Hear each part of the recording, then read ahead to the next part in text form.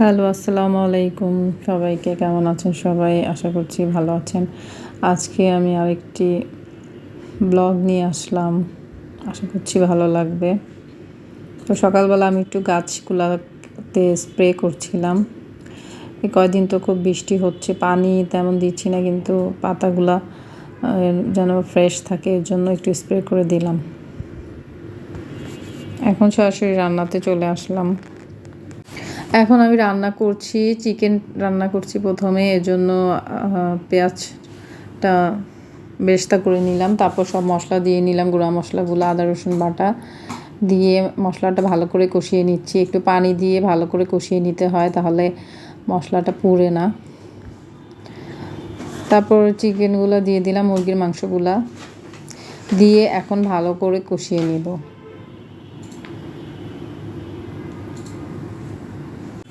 মুরগি রান্নার রেসিপি দেখানোর কিছু না, এটা তো সবাই পারেন। আমি যেভাবে রান্না করি সেভাবেই বললাম। মানে যেগুলা মশলা দিতে হয় সাধারণত ঘরে আমাদের যে মশলা থাকে সেগুলাই দিয়ে নিই আমরা। এখানে আমি টমেটো দিয়ে নিয়েছি। টমেটো দিলে, যে কোনো তরকারিতে টমেটো দিলে দেখবেন স্বাদটা বেড়ে যায়।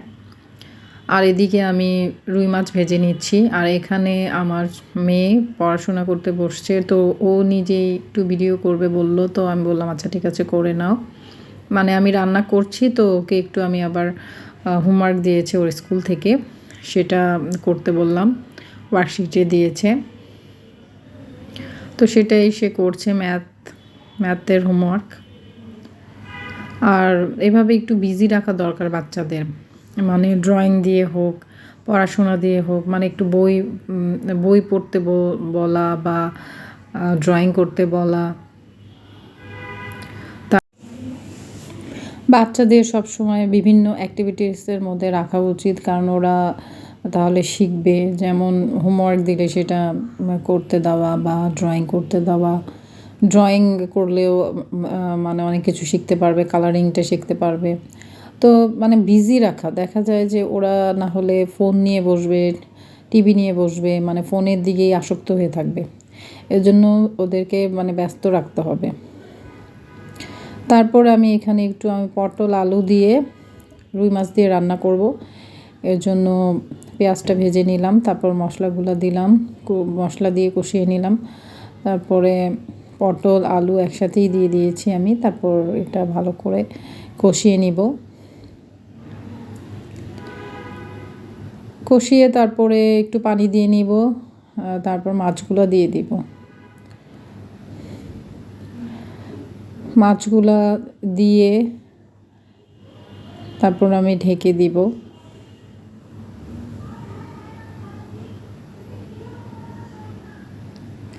তো আমার চিকেন রান্নাও হয়ে গেল, মাছ রান্নাও হয়ে গেল, আমার রান্নাবান্না প্রায় শেষের দিকেই।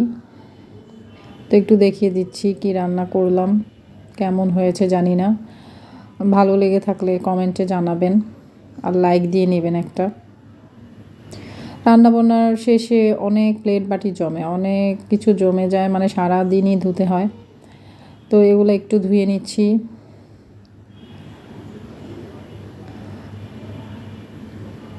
জমিয়ে রাখলে তো দেখা যাবে পাহাড় পর্বত সমান হয়ে যাবে। এজন্য যখন কাটা তখনকার ধুয়ে নিলে ভালো। এখানে আমি দেখা যাচ্ছে যে মানে যা জমেছিল একবারে ধুয়ে নিচ্ছি।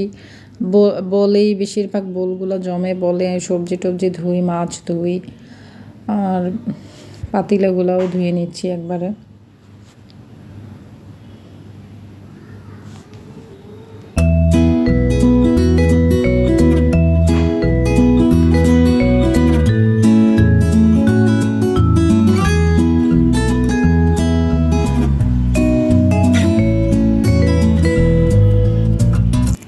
ধোয়া শেষ করে তারপর আমি বেসিনটাও মেজে নিব, চুলা টুলাগুলো মুছে ফেলবো।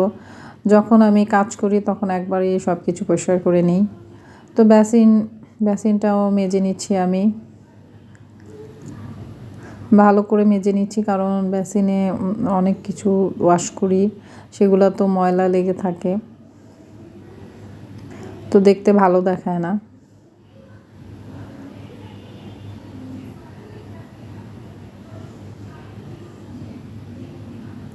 যতদূর সম্ভব পরিষ্কার পরিচ্ছন্ন থাকা ভালো। পরিষ্কার পরিচ্ছন্ন হচ্ছে ইমানের অঙ্গ। তো আমাদের চেষ্টা করা উচিত যখনকার কাজ তখনই করে ফেলা। আর এগুলো দিয়ে তো কাজের বুয়া দিয়ে হবে না, কাজের আপারা তো সেরকমভাবে পরিষ্কার করবে না, ওদের যখন বলবেন দাঁড়িয়ে থেকে করাতে হয়। আর না হলে তো ভালো করে করে না, আর দাঁড়িয়ে থাকাও তো সম্ভব না, দেখা যায় অন্য অন্য কাজও থাকে, তো সেগুলো তো করে নিতে হয়। তো অল ক্লিন আমার কিচেনটা সুন্দর করে আমি সব ওয়াশ করে ক্লিন করে নিলাম। বেসিনটাও সুন্দরভাবে পরিষ্কার করে নিলাম। আর এখানে যে বৃষ্টি হচ্ছে, কয়েকদিন ধরে বৃষ্টিতে কাপড় শুকাচ্ছে না, তো আমি এখানে সোফার উপরে কাপড়গুলো একটু মেলে দিয়েছি, তো বাতাসে একটু শুকিয়ে যাবে। বৃষ্টিতে তো বৃষ্টির রোদ নাই, তো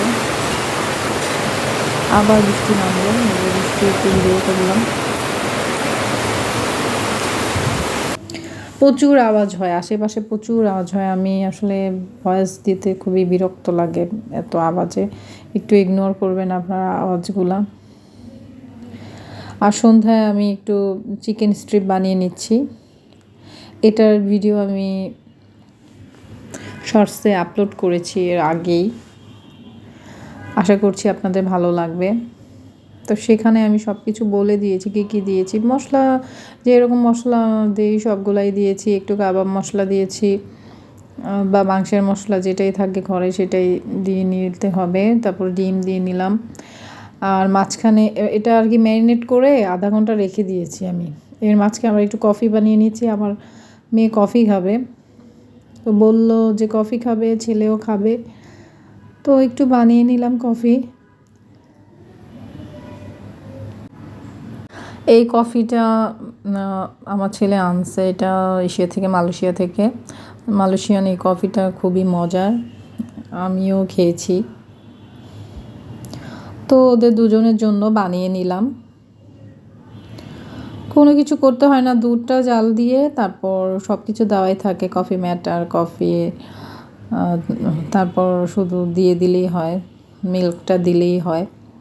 আর সুগারও দিয়ে দিয়েছে, ওখানে ব্রাউন সুগারটা দিয়েছে, তো সেটা অ্যাড করে দিলেই হবে।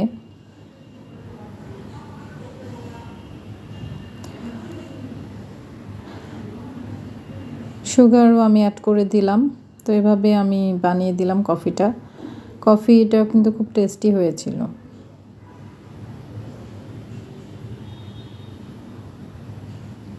তারপর আমি যে চিকেন স্ট্রিপটা ম্যারিনেট করে রেখেছিলাম সেটা এখন ভেজে নিব।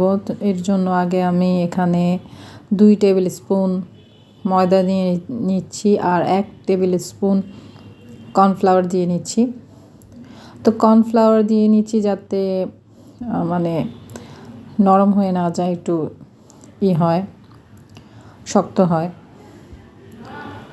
তো সব কিছু দিয়ে মেখে নিলাম, এটা ম্যারিনেট করে নিলাম। তারপর এখন এক এক করে সবগুলা ভেজে নিব।